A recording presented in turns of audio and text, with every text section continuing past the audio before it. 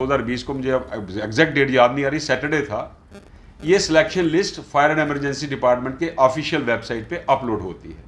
ये मैं एक बड़ा इंपॉर्टेंट आपको एक इशू आपके नोटिस में लाऊं कि 2013 से लेके 2020 तक छोटी सी छोटी इंफॉर्मेशन जो है वो प्रिंट मीडिया में फायर एंड इमरजेंसी की तरफ से नोटिस निकलते हैं कि रिटन टेस्ट कब होगा, ड्राइविंग टेस्ट कब होगा, लेकिन जो सबसे इंपॉर्टेंट स्टेज थी सिलेक्शन लिस्ट, वो पेपर में पब्लिश नहीं होती, वो सिर्फ ऑफिशियल वेबसाइट पे अपलोड होती है सैटरडे को रात को 8 साढ़े 8 बजे। और संडे को दूसरे दिन अपॉइंटमेंट ऑर्डर्स होते हैं, जो मैंने पहली बार सुना। इतवार के दिन संडे को अपॉइंटमेंट ऑर्डर्स इशू होते हैं और उसमें लिखा जाता है कि सोमवार को आपने ज्वाइनिंग देनी है। हालांकि बाकी अपॉइंटमेंट ऑर्डर्स में लिखा जाता है 21 दिन में आपने ज्वाइनिंग डालनी है और उस दिन में आपके डॉक्यूमेंट्स वेरीफाई होते हैं। और इनके अपॉइंटमेंट ऑर्डर्स में लिखा था जिनके डॉक्यूमेंट्स डेफिशिएंट भी हैं, इनकम्प्लीट भी हैं, वो भी 2 दिन के अंदर अंदर ज्वाइनिंग डालेंगे और डेफिशिएंसी बाद में रिमूव करेंगे। इतनी जल्दी क्या थी? लेकिन जब सिलेक्शन लिस्ट निकली, लोग कोर्ट में गए, तब उनके पास इतने प्रूफ नहीं थे कि कोर्ट उनके फेवर में जजमेंट देती। कोर्ट ने उनका केस डिसमिस किया। लेकिन कोर्ट के डिसीजन के बाद उनके पास इतने तथ्य, इतने प्रूफ, इतनी एविडेंसेस आई, आप ये यकीन माने कि मेरी कंशियंस भी प्रिक हो गई कि ये सिलेक्शन ठीक नहीं है, इसमें धांधली हुई है। स्टार्टिंग कहां से होती है? क्राइटेरिया ऑफ सिलेक्शन जो पब्लिश हुआ था उसको चेंज किया जाता है। मतलब पहले क्राइटेरिया था कि 8th स्टैंडर्ड पास, 10वीं के 5 मार्क्स, 12वीं के 5 मार्क्स, ग्रेजुएशन के 5 मार्क्स, 65 रिटन टेस्ट के, 15 हायर क्वालिफिकेशन के, 80 और 20 इंटरव्यू के। बाद में हायर क्वालिफिकेशन के 15 मार्क्स डिलीट किए जाते हैं क्योंकि उनको शक पड़ता है कि अगर हम ये 15 मार्क्स देंगे तो ज़्यादा पढ़े लिखे बच्चे इसमें सिलेक्ट हो जाएंगे। पहली गलती ये की। दूसरी, जिनके ड्राइविंग लाइसेंस में HGV की एंडोर्समेंट नहीं थी, उनको भी ड्राइविंग टेस्ट में पार्टिसिपेट करने दिया गया। इसका मतलब है उनके एप्लीकेशन फॉर्म चेक नहीं हुए। और कोर्ट ने कहा कि इनकी इंक्वायरी की जाए, अगर इनके पास लाइसेंस नहीं था तो इनको निकाला जाए। मतलब कोर्ट के डिसीजन के बाद इन्होंने 12-13 लड़के वो निकाले जिनके ड्राइविंग लाइसेंस पे हैवी गुड्स व्हीकल की एंडोर्समेंट नहीं थी। तीसरा, एक बाप के 5 बच्चे बडगाम से और पांचों के नंबर ऑलमोस्ट बराबर, राइट? कुछ बच्चे अंडर हाइट हैं। मैं ये समझ सकता हूं कि 11 साल लगे सिलेक्शन होने में। 11 साल में किसी की चेस्ट कम हो सकती है, किसी की बढ़ सकती है, हाइट ना कम होगी ना बढ़ेगी, ये भी बच्चों ने कहा। और 20 परिवारों के 2-2 बच्चे। और जिसने पेपर बेचा उसने बेचने वालों को क्या कहा कि आपको 100 के 100 क्वेश्चन अटेम्प्ट नहीं करने, अगर आपने किए तो शक पड़ जाएगा, पेपर बिक गया है। 65 से 70 क्वेश्चन अटेम्प्ट करने हैं। उन लड़कों ने बात मानी, लेकिन वो पेपर आगे भी बिका।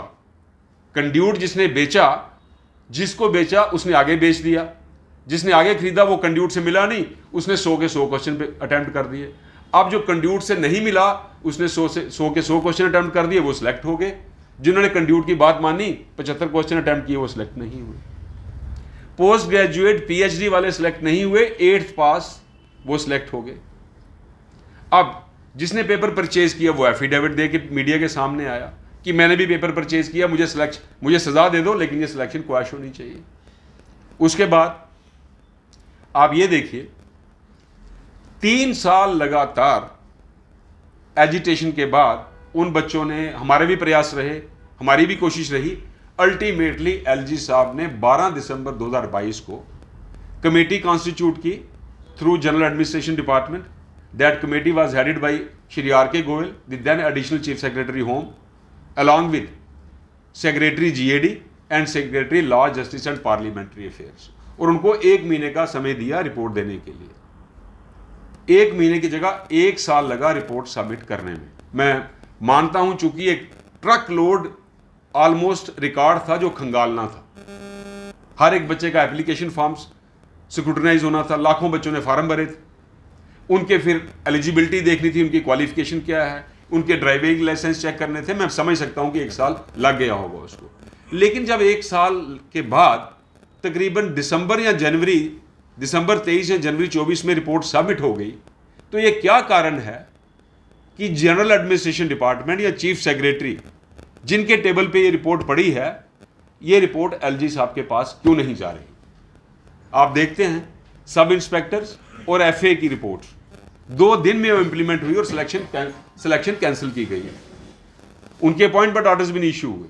ये एक इन बच्चों की सफलता थी, एक पहला माइलस्टोन था, एक पहली सक्सेस थी, जब हिस्ट्री में पहली बार हुआ कि अपॉइंटमेंट ऑर्डर्स इशू होने के बाद लोग काम कर रहे हैं, फिर भी कमेटी अपॉइंट हुई। इसका मतलब था कि इसमें कुछ ना कुछ इरेगुलरिटीज, इरेगुलरिटीज थी।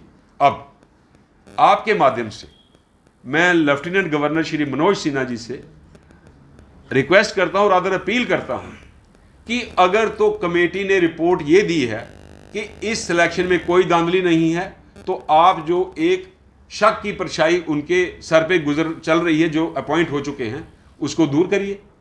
अगर कमेटी ने रिपोर्ट ये दी है कि इस सिलेक्शन में इलीगैलिटी हुई है, मनी ट्रांजैक्ट हुई है, पेपर लीक हुआ है, इनएलिजिबल कैंडिडेट सिलेक्ट हुए हैं, एक बाप के 5 बच्चे सिलेक्ट हुए हैं, एक कैंडिडेट कह रहा है मैंने पेपर परचेज किया, मुझे सजा दीजिए, तो उसके बाद अगर रिपोर्ट में ये आया है कि ये सिलेक्शन जो है इलीगल है, अनकॉन्स्टिट्यूशनल है, गैर संवैधानिक है, लोगों के राइट्स वायलेट हुए हैं, तो ये सिलेक्शन कैंसिल होनी चाहिए। तकरीबन 4 महीने हो गए रिपोर्ट आए हुए, इस रिपोर्ट को इंप्लीमेंट करना चाहिए और पब्लिक डोमेन में लाना चाहिए।